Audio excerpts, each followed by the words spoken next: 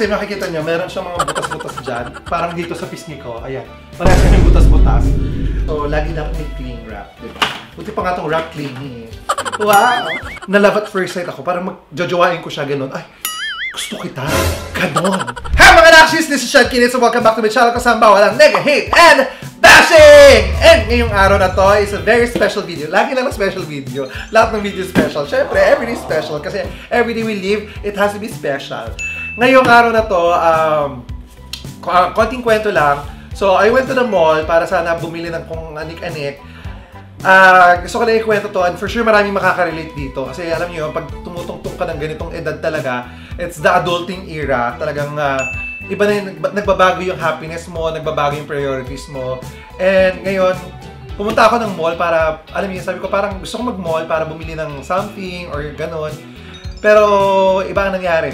Instead of damit ang gusto kong tingnan, imbes na mga sapatos, imbes na mga pantalon, or kung ano-anong bags, ganyan. Alam mo, pag ganitong edad ka talaga, I'm sure maraming makaka-relate dito. Yung magtataka ka na lang bigla, yung makikita mo, ang magpapasaya na sa'yo, hindi na mga damit, hindi na mga bags. Ang nagpapasaya na sa'yo, mga plato, pinggan, kaldero. Yung magkakakita ka ng kaldero, ay, wow, ang ganda naman ito. Pag nakakita ko ng plato, ay, gusto ko to. Tsaka mga baso, gano'n. So, alam mo yung pag nandun ka na sa stage na yun, alam mong nasa adulting era ka na. Ako matagal na naman akong adult, pero gusto ko lang itong i-share sa inyo na yun na, mga simple joys na talagang kaysa ibili mo ng, kaysa, di ba, minsan bibili ka ng damit, manghihinayang ka, pero pag bumili ka ng mga ganitong bagay, yung i-unbox natin ngayon, hindi ka manghihinayang, instead mahahappy ka talaga, parang mawawalan ka talaga ng stress ng bonggang-bongga. So ito, this is my, ito yung mga pinamili ko kanina. So, i-unbox ko lang sa inyo, may happiness. Tsaka my favorites na rin. So, we did some grocery and we did some shopping of brand new kitchenwares na ipapakita ko sa inyo. Pag ito nangyayari na sa inyo, welcome to adulting era, promise. At so, i-unbox ko lang muna yung mga gusto ko lang i-share sa inyo yung mga favorite brands ko, mga favorite kong mga delata, mga favorite kong kinakain, mga necessities ko dito sa bahay na hindi pwedeng mawala, na laging dapat nandito at meron. Tapos meron dito mga bago na gusto ko din ipakita sa inyo, mga bagong discovery. Ganyan. So, unahin na muna natin itong kitchenware. Kitchenware talaga yung gusto ko muna. Kitchenware muna. Itabi nga muna natin to. Ito yung mga luma kong lutuan. Actually, bigay ito ni Tetay. Bigay ito ni Tetay sa housewarming. Kaya lang, ayan o, medyo umuuga na. Tapos, kupas-kupas na. So, nung nagluluto ako ng isang araw, sabi ko, ba't parang nakakalungkot? Parang gano'n. Sabi ko, sige nga, baka malay mo, makabili mo na akong bago. Sakto, nagpunta ako ng Rustans. Tapos, nadaanan ko itong kitchenware na to, itong isang set, napakaganda. This is not paid ha, na in love lang. Nung pagkakita ko sa kanya, alam niyo, para akong na-love at first sight ako, parang magjojowain ko siya ganun. Ay, gusto kita. Ganon. Ganon yung ano. So, ito, papakita ko muna sa inyo to. Ito muna nating buksan. This is Stone Line Future. Baka naman, ha? Stone Line Future. Kasi di ba ang ibang mga ang gamit nila yung mga diamond titanium, ito stone coating. First time ko magkakaroon ng stone coating. Pero sa bahay namin maraming coating kasi marami kaming pusa. So dami namin coating. Charot. So ito, papakita ko sa inyo kung bakit ako na in love dito. Fuck! Ito na siya. Ito na yung 21,000. 2 piraso lang. Hindi, mga taklo. Ina-unbox ko na ito ngayon kasi gusto ko na siyang gamitin din today. Kasama kanyo, magkakatayo mga luto-luto vlogs. Dali! Baka next vlog gumawa ako tanghulo. Kasi may saucepan dito. Gagawa tayo tanghulo. Tanghulo ng ina mo. Ganon. Charot. Paano ito tanggalin? So ito, ginagamit to pag yung alam mo, pag magsusuob ka. Sinamahan talaga nila to. Pang suob. Ganyan. Ay, paano ko tinatanggal? Sa ilalim. Ayun! So, ito yung mga takip. Ang laki ng mga takip. Wala kasing takip nawala ko kasi yung takip nung nung tanggalin ko lang isa-isa ha. So, ito yung first piece niya. Ito yung first piece. Ito yung casserole. Mag-isa lang naman ako dito sa bahay. Kaya, hindi naman ganun kalakihan ang kailangan. Makita yung stone line siya, oh. Tapos, ang ganda-ganda niya. Oh! Diba? Tapos ko, alam mo, parang nung binili ko to, parang tinalo ko pa yung nakabila ko ng Louis Vuitton. Promise. Pag pinapasaya ka ng, tandaan nyo, pag pinapasaya ka ng kaldero, pinapasaya ka ng pinggan, pinapasaya ka ng mga ganitong bagay, matanda ka na. Hindi. So, ayan. So, ito, isa to. Ilabas ko na nga muna isa-isa para, makita nilang lahat. Ayan, isa-isa na natin. Teka lang. So, these are my new babies. Meron tayong pan. Ito, gusto ko na siyang gamitin. Kasi dito ako sa ganito ako nag-aadobo. Kasi pag nag-aadobo ko, adobong tuyo. Yung walang masyadong sabaw. Tapos meron yung maliit na frying pan. Maganda yung frying pan niya. Actually, papakita ko sa inyo kung bakit siya maganda mamaya. Ito yung mga... Tapos ito... First time ko nagkaroon nito sa lahat ng gamit ko. Saucepan. Saucepan. So, gawaan siya ng sauce. Tsaka, ito yung saucepan kapag din ng Peter Pan. Charot. Ito, sobrang fit sa lahat. Teka lang, yan. Pa. Oh.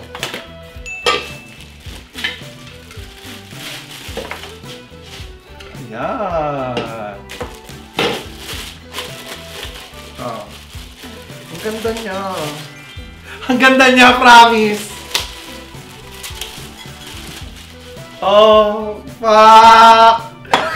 Oh, diba? Yan. Ito yun. Meron akong 5 pieces. Meron tayong mini casserole, big casserole, big frying pan, mini frying pan, and a saucepan. Tapos ito, pwede mo siyang gamitin sa mga malalaki. Yan.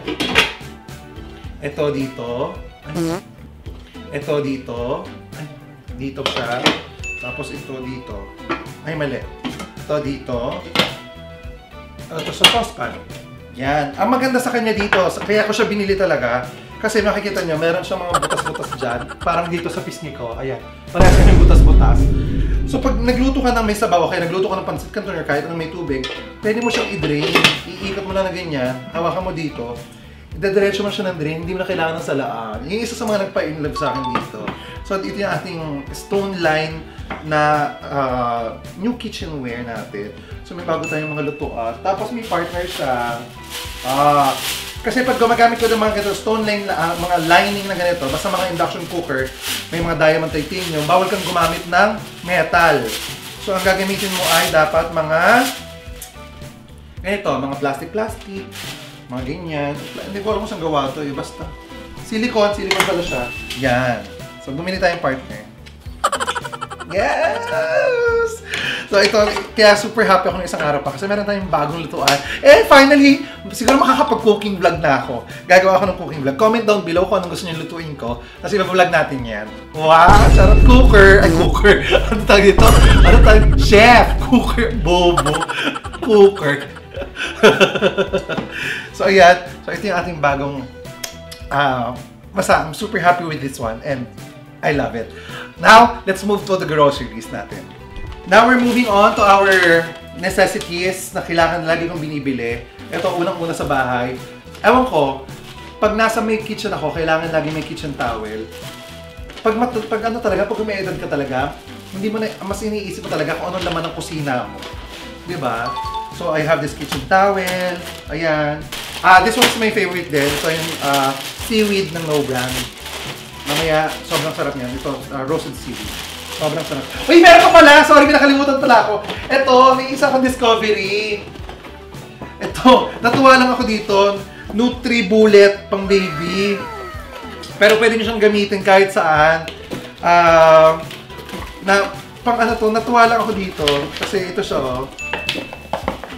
Ito siya. Sobrang natuwa ako dito. Promise, nakakatuwa to. Lagaan siya ng itlog, pero i-steam. I-steam niya yung itlog. Tapos, sa isang araw, tetestingin natin to. Promise. Ayan lang, oh. Yan dyan. Ilalagay mo lang dyan. Tapos malalaga na yung itlog. Ayan dyan. Oh, ganyan lang siya. Alam. Yan. Tapos ito, pang gulay. Pwede sa gulay-gulay. Lalagay mo lang siya ng tubig dito. Lalagay mo siya yung ano. Tapos may bilog-bilog siya. Lalagay mo yung itlog dyan. Tapos tatakpan mo lang siya. So hindi mo na siya kailangan, hindi ka na kailangan magpakulong ng tubig. Hindi mo na kailangan ng kung ano-ano. Pipindot ka ng 1, 2, 3, 4, 5. Kung anong gusto mong gano'ng katigas yung itlog. Tapos pwede rin siya sa mga gulay. Pang baby siya. Pero natuwa ako. So, parang bibi na rin ako. O kaya para sa bibi ko na lang. Wow! Charos! So ito, wala lang. Gusto ko lang i-share. Pang-steam ng itlog na kung ayaw yung pakuluan pa, para, di ba, less stress, less haggard kung anim-anim lang na nilalagay nyo. Yan, ito siya. Pag ano ka talaga, kung ano-ano na lang na iisip mong bilhin. Pag may nakita kang mga bago, minsan aminin nyo minsan, meron tayong mga binibili na gamit, pero hindi natin nagagamit sa bahay, nakastock lang. Aminin nyo yan, di ba? Lalo na pag halimbawa gusto nyo mag-hobby, bibili kayo pang bake, tapos ending hindi naman kayo makakapag-bake. Bibili kayo ng mga pang cross-stitch, hindi naman kayo mag-cross-stitch. Bibili kayo ng mga pang ganchilyo, hindi naman kayo mag-ganchilyo. Minsan naiisipan mo lang, tapos pagdating mo sa bahay, hindi mo nagagamit. Pero yung panglaga ng itlog, yan, magagamit yun, hindi naman siya hobby. Okay, so ito na. Alright. So, starting off with our canned goods. I-unbox na natin to. These are my favorite brands lang din na kailangan lagi nasa kusina ko. Hindi mawawala ang number 1 favorite ko, sardinas. Yan! So, hindi pa nakakaalam, sobrang hilig ko sa sardinas. Kaya ko siyang kainin everyday. Kaya nag-i-stock ako ng madami.